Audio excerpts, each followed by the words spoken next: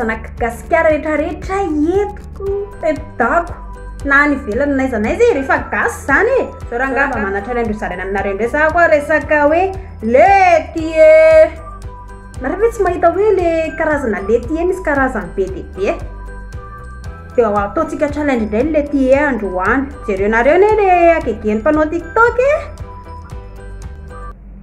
rehefa faly ary falifaly amin'izay lety e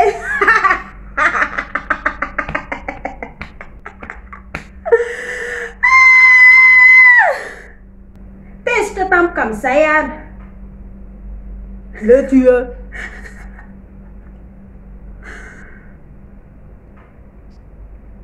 ao malahelo indray ary ohatrany ahoana le izy lety e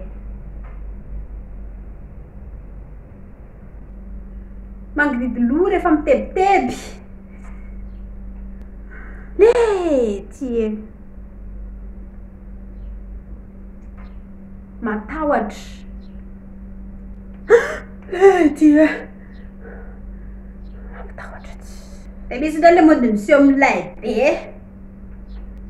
ia le mandeha fa meko migety eo ty